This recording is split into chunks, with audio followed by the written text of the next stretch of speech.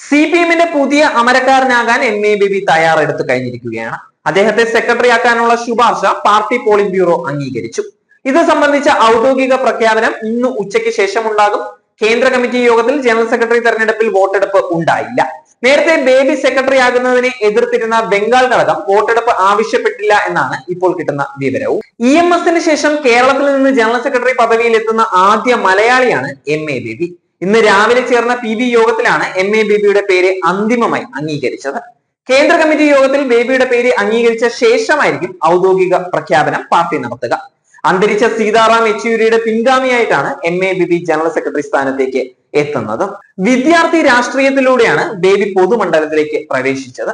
കൊല്ലം SN കോളേജിൽ നിന്നാണ് സംഘടനാ പ്രവർത്തനം ആരംഭിച്ചത്. പിന്നീട് CPM-ന്റെ ജനകീയ മുഖങ്ങളിൽ ഒരാളായി പാർട്ടിയുടെ സാംസ്കാരിക ദാർശനിക രംഗത്തെ പ്രമുഖൻ തന്നെയാണ് MA ബേബി. ദേശീയ ജനറൽ സെക്രട്ടറി സ്ഥാനത്തേക്ക് MA ബേബിയുടെ പേര് കുറച്ചു കാലമായി ചർച്ചയിൽ തന്നെ ഉണ്ടായിരുന്നു. പാർട്ടിയിലെ സീനിയോറിറ്റിയും ദേശീയ തലത്തിലെ പ്രവർത്തന പരിചയവും മുതൽക്കൂട്ട് തന്നെയാണ്. മാത്രമല്ല കേരളത്തിന്റെ പിന്തുണയും, പാർട്ടിക്ക് ഭരണമുള്ള ഏക സംസ്ഥാനമാണ് കേരളവും എന്നത് എടുത്തു പറയേണ്ട കാര്യം തന്നെയാണ്. അതിനാൽ തന്നെ കേരള ഘടകത്തിന്റെ നിലപാട് നിർണായകം തന്നെയായിരുന്നു.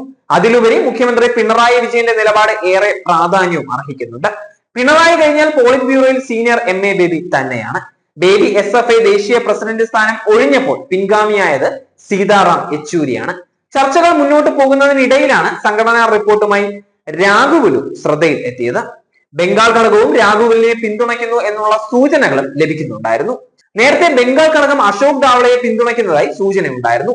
ബേബി വരുന്നത് കേരള ഘടകത്തിന്റെ മേൽക്കോയ്മയ്ക്ക് ഇടയാകുമെന്ന ചിന്തയാണ് ബംഗാൾ ഘടകത്തിന്റെ നിലപാടിന് പിന്നിലുണ്ടായിരുന്നത്. യെച്ചൂരിയും രാഘുലും തെലങ്കാനയിൽ നിന്നുള്ളവരാണ്.